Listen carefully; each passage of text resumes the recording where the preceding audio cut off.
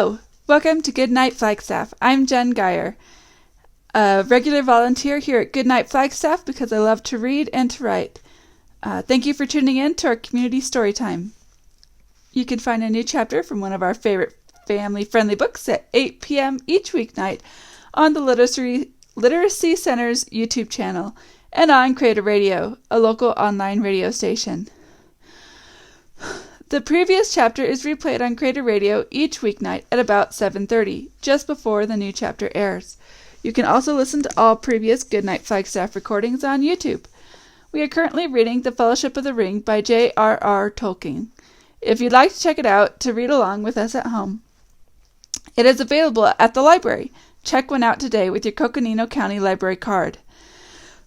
Please email us if you'd like to join our team of readers and connect with your community through stories. All ages welcome.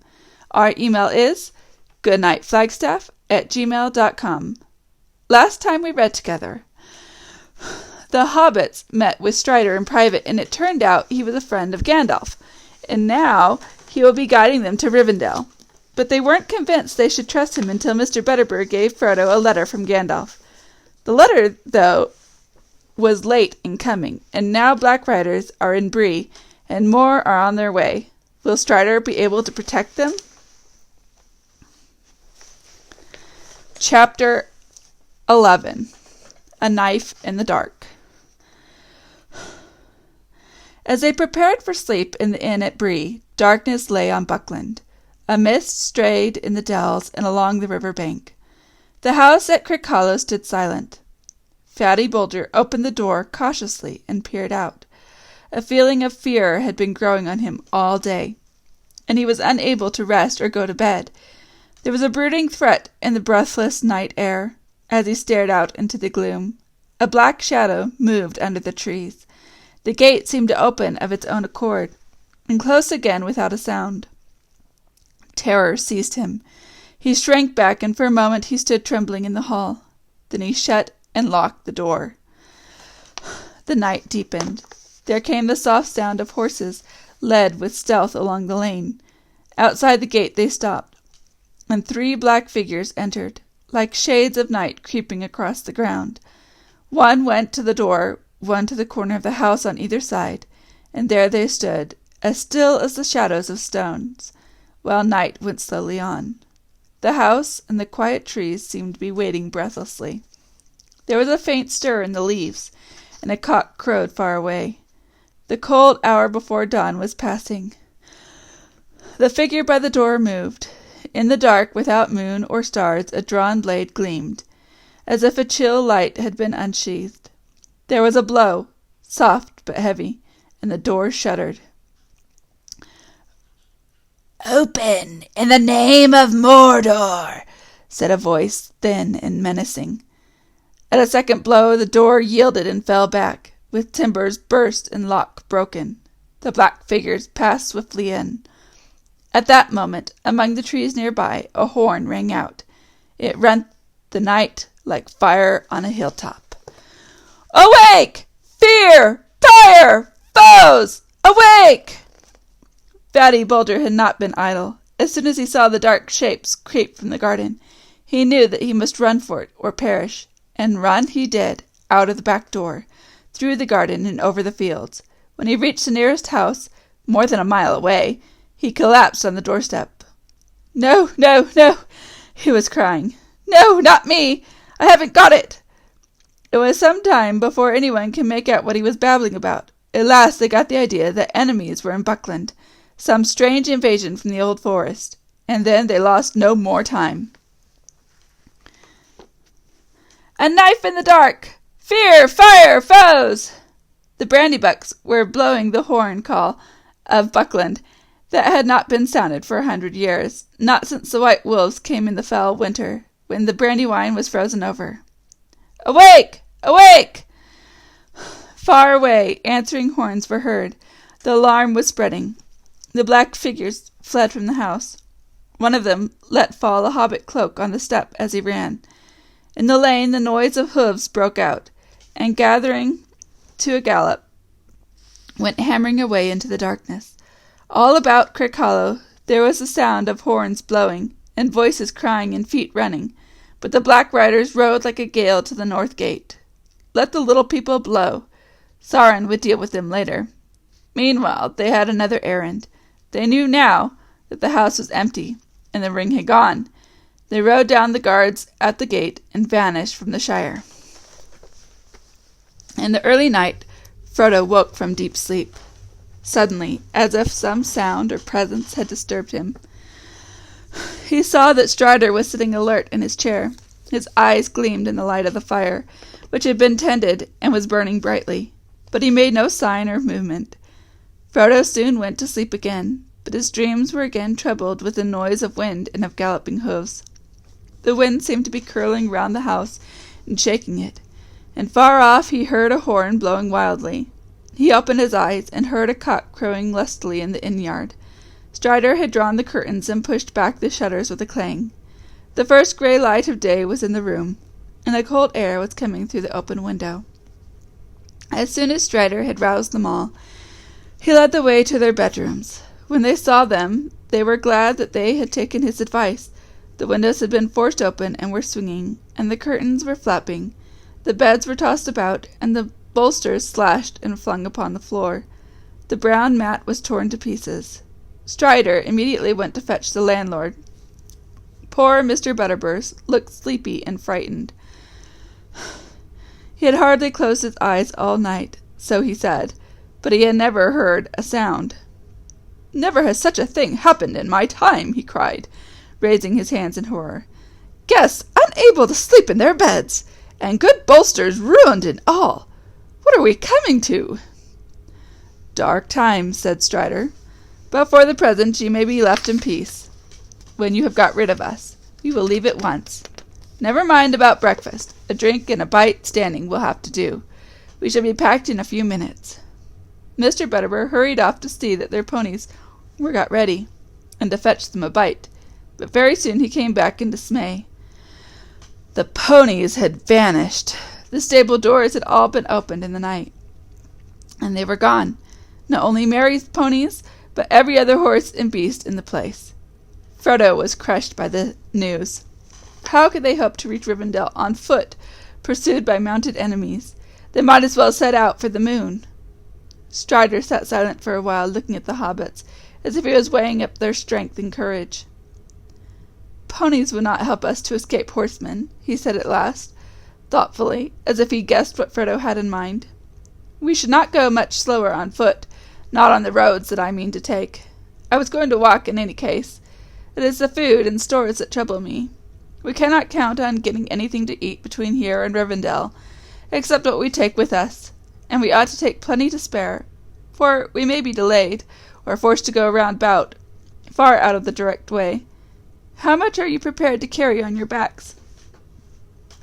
"As much as we must," said Pippin, with a sinking heart, but trying to show that he was tougher than he looked, or felt. "I can carry enough for two," said Sam defiantly. "Can't anything be done, Mr. Butterbur?" asked Frodo. "Can't we get a couple of ponies in the village, or even one just for the baggage? I don't suppose we could hire them, but we might be able to buy them," he added, doubtfully, wondering if he could afford it.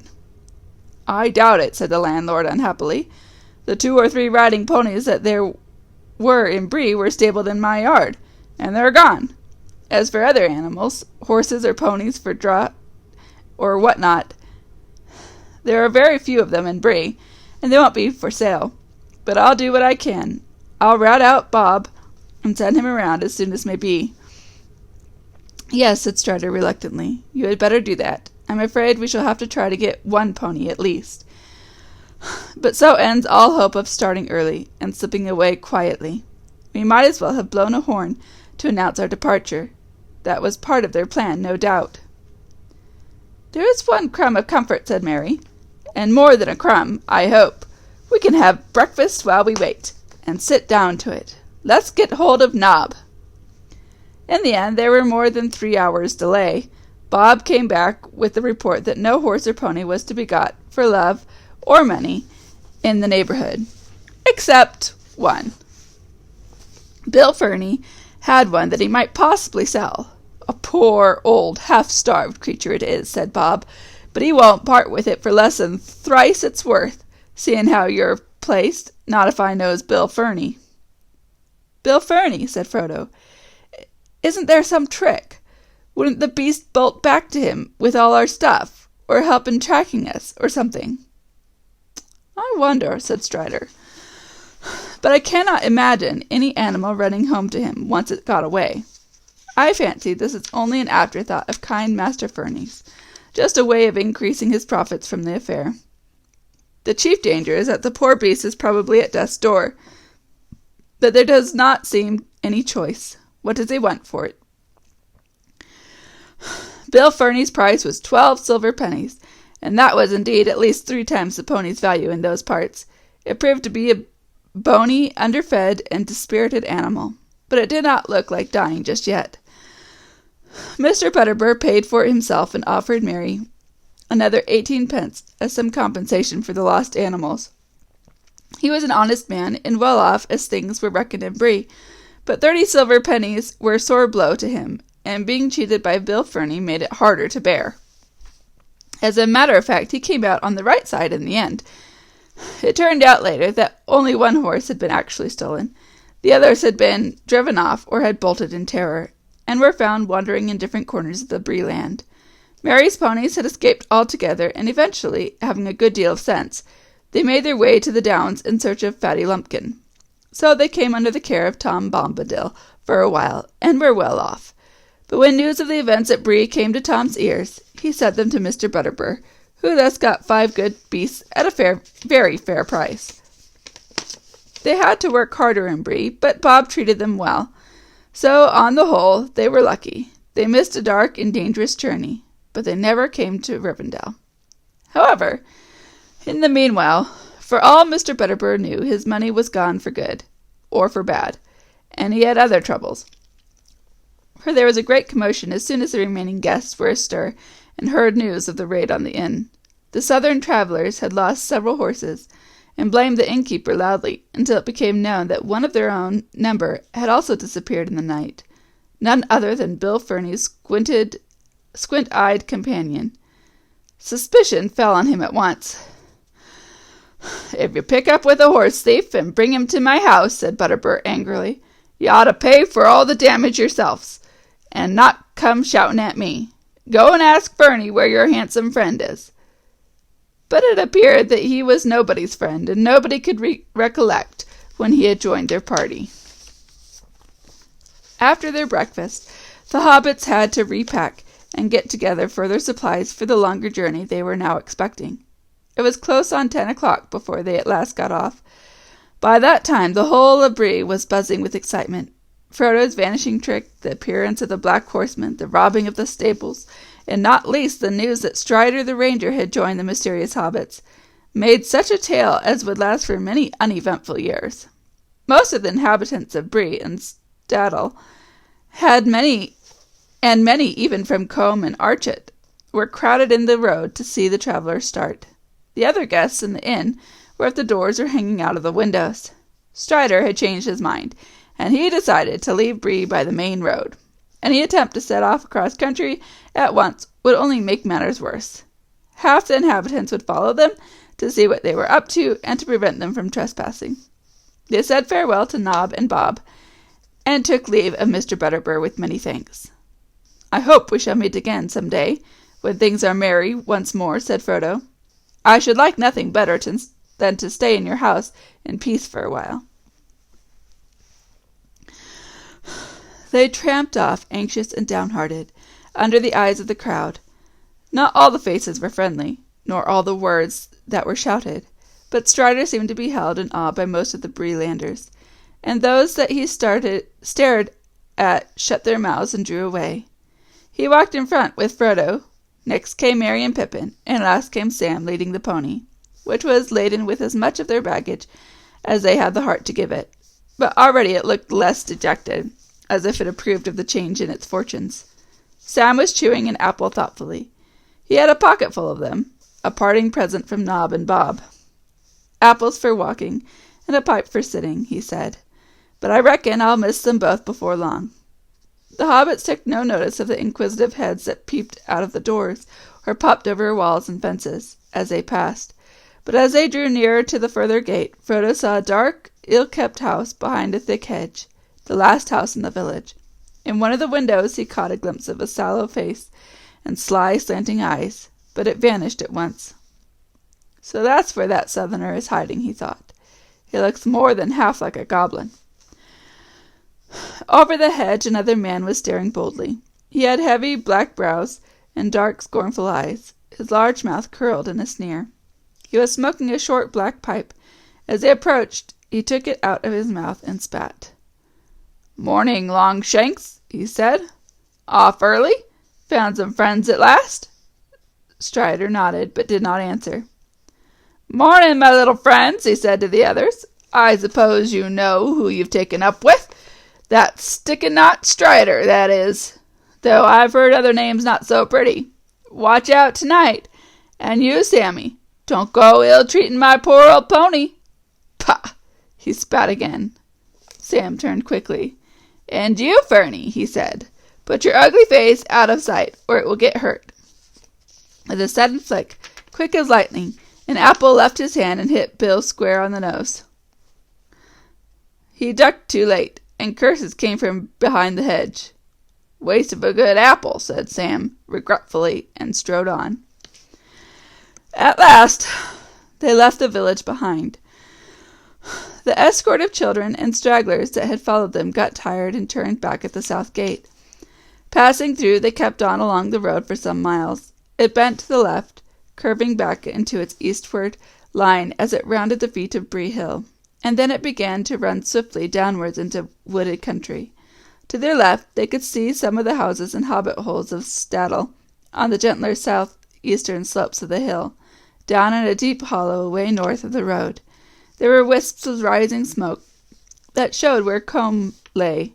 Archet was hidden in the trees beyond. After the road had run down some way and had left Bree Hill standing tall and brown behind, they came on a narrow track that led off towards the north. "This is where we leave the open and take to cover," said Strider. "Not a shortcut, I hope," said Pippin. "Our last shortcut through woods nearly ended in disaster." "Ah, but you had not got me with you then," laughed Strider. "My cuts, short or long, don't go wrong." He took a look up and down the road. No one was in sight, and he led the way quickly down towards the wooded valley. His plan, as far as they could understand it without knowing the country, was to go towards Archet at first, but to bear right and pass it on the east, and then to steer as straight as he could over the wild lands to Weathertop Hill. In that way they would, if all went well, cut off a great loop of the road, which further on bent southwards, to avoid the Midgewater marshes. But of course they would have to pass through the marshes themselves, and Strider's description of them was not encouraging. However, in the meanwhile, walking was not unpleasant. Indeed, if it had not been for the disturbing events of the night before, they would have enjoyed this part of the journey better than any up to that time. The sun was shining, clear but not too hot. The woods in the valley were still leafy and full of color, and seemed peaceful and wholesome. Strider guided them confidently among the many crossing paths. Although left to themselves, they would soon have been at a loss. He was taking a wandering course with many turns and doublings to put off any pursuit. "Bill Fernie will have watched where we left the road, for certain," he said, "though I don't think he will follow us himself. He knows the land round here well enough, but he knows he is not a match for me in a wood. It is what we may tell others that I am afraid of. I don't suppose they are far away. If they think we have made for Archet, so much the better." Whether because of Strider's skill or for some other reason, they saw no sign and heard no sound or any other living thing all that day, neither two-footed except birds nor four-footed except one fox and a few squirrels. The next day they began to steer a steady course eastwards, and still all was quiet and peaceful. On the third day out from Bree, they came out of the Chetwood. The land had been falling steadily ever since they turned aside from the road, and they now entered a wide, flat expanse of country, much more difficult to manage. They were far beyond the borders of the Bree land, out in the pathless wilderness, and drawing near to the Midgewater marshes. The ground now became damp, and in places boggy, and here and there they came upon pools, and wide stretches of reeds and rushes, filled with the warbling of little hidden birds. They had to pick their way carefully to keep both dry-footed and on their proper course. At first they made fair progress, but as they went on, their passage became slower and more dangerous. The marshes were bewildering and treacherous, and there was no permanent trail even for rangers to find through their shifting quagmires. The flies began to torment them, and the air was full of clouds of tiny midges that crept up their sleeves and breeches and into their hair. "I am being eaten alive!" cried Pippin. "Midgewater! There are more midges than water." "What do they live on when they can't get hobbit?" said Sam, scratching his neck. They spent a miserable day in this lonely and unpleasant country. Their camping place was damp, cold, and uncomfortable, and the biting insects would not let them sleep. There was also abominable creatures haunting the reeds and tussocks that, from the sound of them, were evil relatives of the cricket. There were thousands of them, and they squeaked all around. "Neek breek, breek neek," unceasingly all the night, until the hobbits were nearly frantic. The next day, the 4th, was little better, and the night almost as comfortless. Though the Knickerbreakers, as Sam called them, had been left behind, the midges still pursued them. As Frodo lay, tired but unable to close his eyes, it seemed to him that far away there came a light in the eastern sky. It flashed and faded many times. It was not the dawn, for that was still some hours off. "What is the light?" he said to Strider, who had risen and was standing gazing ahead into the night. "I do not know," Strider answered. "It is too distant to make out. It is like lightning that leaps up from the hilltops." Frodo lay down again, but for a long while he could still see the white flashes, and against them the tall, dark figure of Strider, standing silent and watchful. At last he passed into uneasy sleep.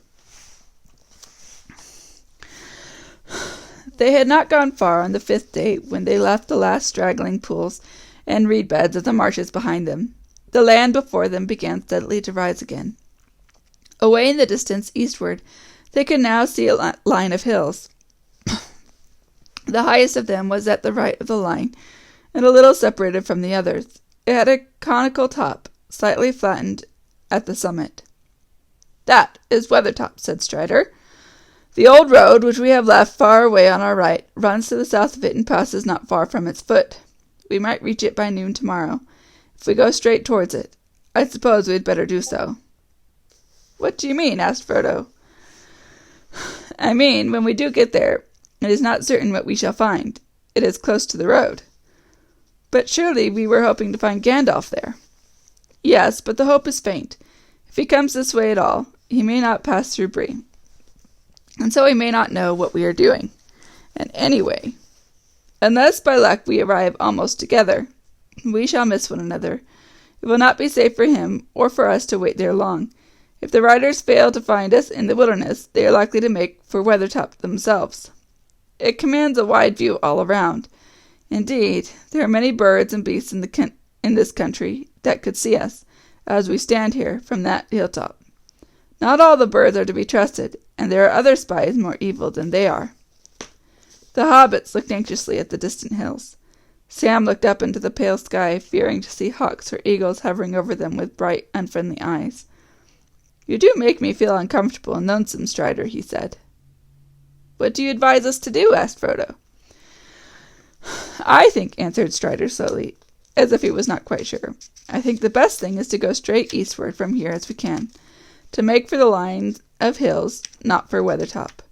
There we can strike a path I know that runs at their feet. It will bring us to Weathertop from the north, and thus openly. Then we shall see what we shall see." All that day they plodded along until the cold and early evening came down.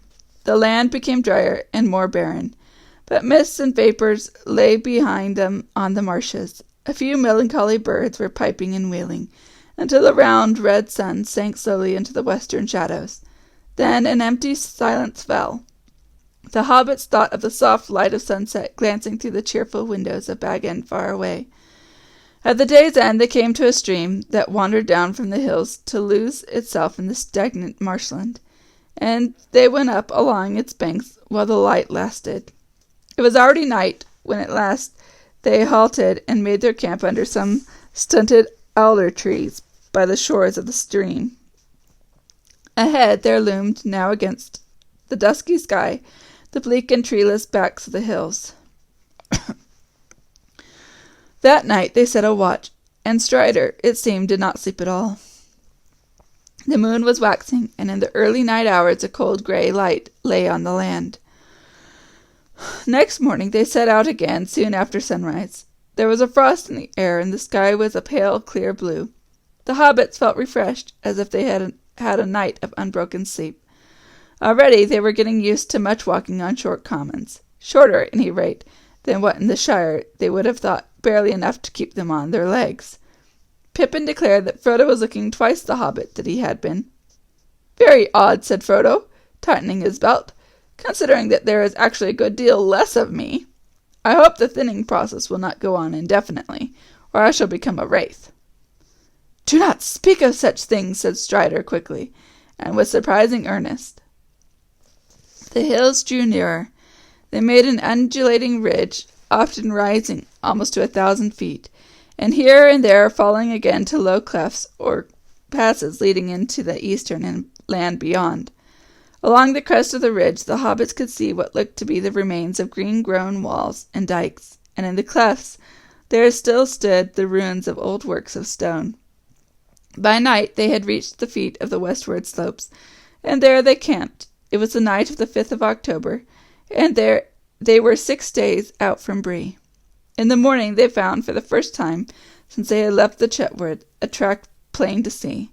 They turned right and followed it southwards.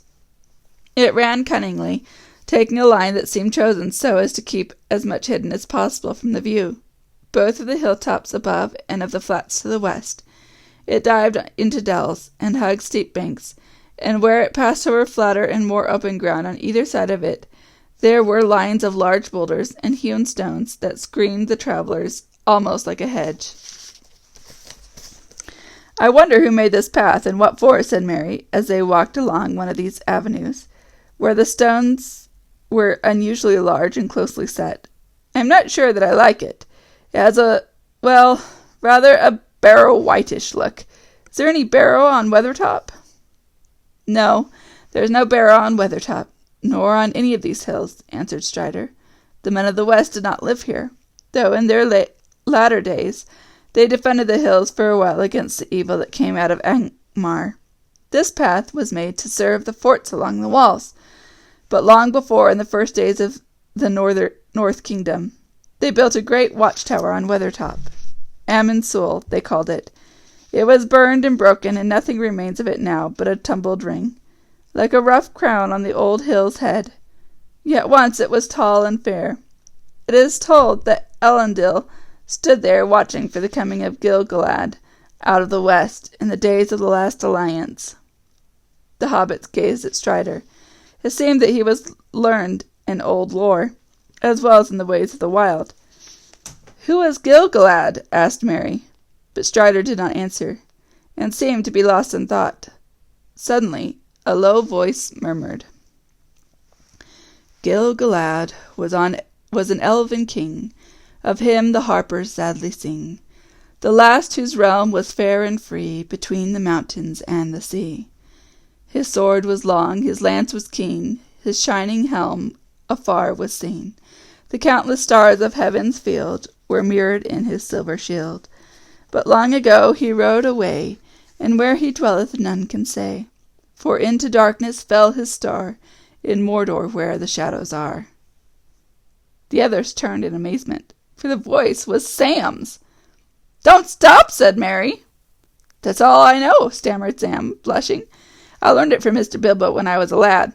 He used to tell me tales like that, knowing how I was always one for hearing about elves. It was Mr. Bilbo as taught me my letters. He was mighty book-learned was dear old Mr. Bilbo, and he wrote poetry. He wrote what I have just said." "He did not make it up," said Strider. "It is part of the lay that is called The Fall of Gil-galad, which is in an ancient tongue. Bilbo must have translated it. I never knew that." "There was a lot more," said Sam, "all about Mordor. I didn't learn that part. It gave me the shivers. I never thought I should be going that way myself." "Going to Mordor!" cried Pippin. "I hope it won't come to that." "Do not speak that name so loudly," said Strider. Thank you for tuning in. Join us next time for the rest of Chapter 11 of the Fellowship of the Ring. Good night, Flagstaff.